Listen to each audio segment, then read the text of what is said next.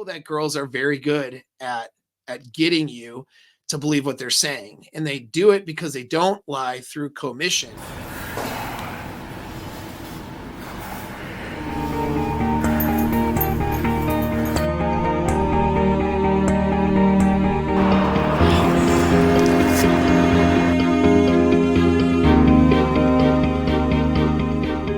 Let's talk about three types of lies. I'm just going to go over it real quick. I'll put a link for one of my previous videos I did on it where we get into more detail. But you have three types of lies. You got lies of commission, lies of omission, and lies of influence. All right, is a one way. There's a couple of terms for the last one, but call it lies of influence. Lies of commission is like your bold-faced lie. Did you go to the store? No, I came straight home. Okay, but you really went to the store, so you actually lied. That's a bold-faced lie.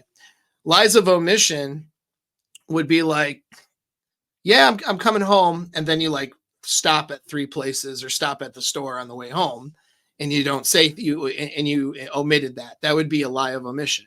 You didn't come, saying I'm coming home, and yeah, you're not lying with your commission. You are coming home, but reality is you're making a stop. Now, maybe you omitted that stop because you're picking up a surprise for your girl or something, right?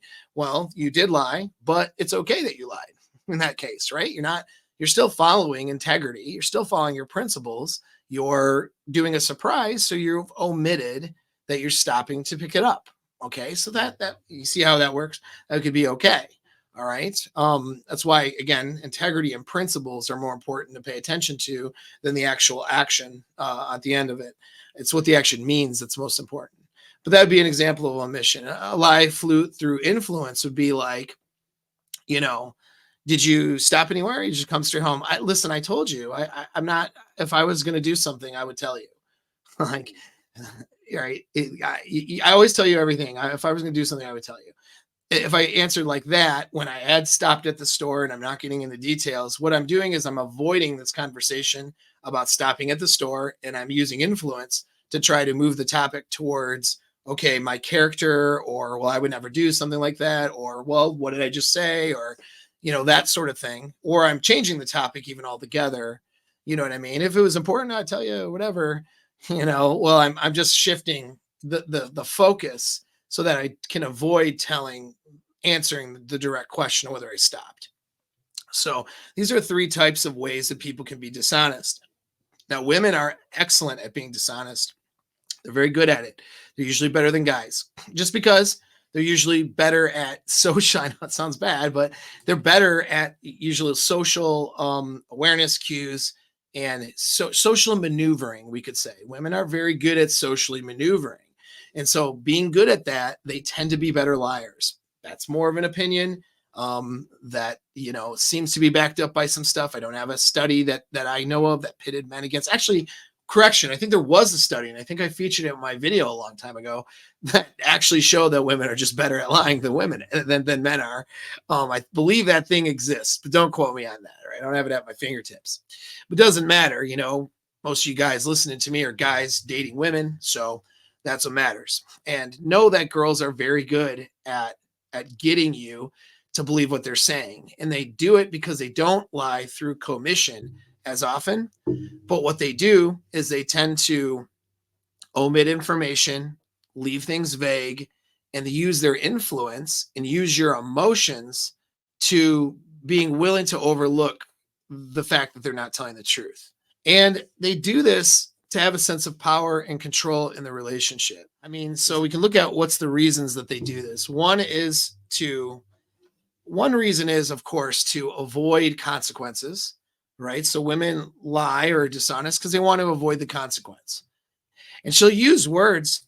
It's interesting for those of you guys who are, I'll say, both brave enough and uncalibrated enough to ask those questions. We'll say anxious enough.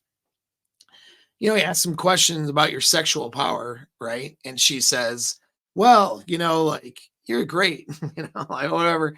She'll use language that will specifically not degrade the other partners and will specifically be ambiguous a lot of times because you're not the greatest and you're not the best. That'd be for example. And and what she'll rationalize is she doesn't want to hurt your feelings, right? And although that is one thing that's not true, but always know that there's other motivations, and those are usually 99% of the time selfish. It's avoiding pain or consequence for herself. By hurting your feelings, there's pain or consequence. Plus, she's rationalized that the fact that you're maybe only the third or fourth best for her in the bedroom is worth the compromise of the other things you bring to the table.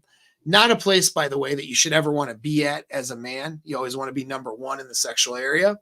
That's pretty much a fact if you want to expect that relationship to go well. But that being said, though, the girl doesn't necessarily know that. She's going to compromise those things in her head. And she doesn't want to let you know that those compromises she's making. She wants to omit those things and talk around those things and use her influence too. Cry, say, I care about you and I do everything for you. Why are you asking me all these questions? If you are that person asking her a lot of questions, and you shouldn't be necessarily, there's other ways to find. Once there was a caveman named Grok who had eyes for the lovely Neela. Neela was the most beautiful cave woman in the tribe, with her sparkling eyes, infectious laughter, and fat booty. But Grok wasn't the only one smitten by her. All the Chads and Tyrones of the land wanted her too. He tried different ways to attract her, showing off his prowess with a spear, doing favors, bringing gifts, and even serenading her under the moonlit sky. But Neela never seemed to return his affections. She was always kind to Grok, but Grok was only 5'10", and Neela only had eyes for the 6-foot-tall Chads, or so he thought. Determined more than ever, Grok decided to do a pickup artist boot camp in a faraway land. He built up his confidence and learned how to talk to hundreds of cave Stacys, even winning the affection of a few. But when Grok came home to use his newfound skills on Neela, he could sense that same disinterest in her eyes. He could get average Stacys to want to bear his children, but could not win over Neela, or any cave woman as beautiful as she. The pickup artistes told Grok it's a numbers game, and that he had to sleep with thousands of drunk Stacys to get a beauty like Neela. Confused, Grok went to the secret societies of different color pills for advice. But all they could offer were different chants of, just next her bro, and she only bangs Chads, over and over again. If only I could learn real seduction skills to make Neela fall in love with me, Grok thought. Neela went on to live happily ever after, having babies with a man named Og. Og had secretly learned sexpionage skills. Og was 5'5".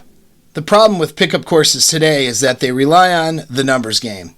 You talk to hundreds of girls and finally a chick wants to sleep with you. And usually these aren't the women of your dreams. Sexpionage is my new course that will train you how to actually seduce the women that you want. Not just get dates with women who you aren't that excited about. You will learn deep persuasion skills borrowed from the elite corners of the espionage world that will train you how to persuade anyone and how to seduce anyone, from the woman you just met to your wife or girlfriend. Enrollment opens April 22nd and closes on the 26th. Click the link and don't miss this opportunity. It's the only one you'll get this year.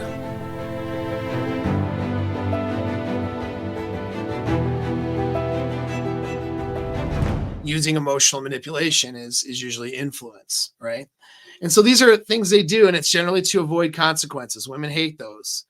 They don't like those consequences that are bad anyway. So they want to avoid those. And this is the reason for even some of the most minor aspects of dishonesty. The other parts of them that it could be there could be just, to want to look better or appear better or to tell a better story in terms of sometimes embellishment or filling in details that, filling in missing details with projections or stuff that may or may not be there. So, so this is things that happen, reasons they might do that. But most of it, again, is avoiding consequence, avoiding pain. And then the biggest one too is power. So they lie and they keep things from you to have power over you and have power in the relationship. Sometimes they don't tell the truth about small things just so they know that they can have the power if they want to for bigger things later, whether they're consciously aware that they do that or not.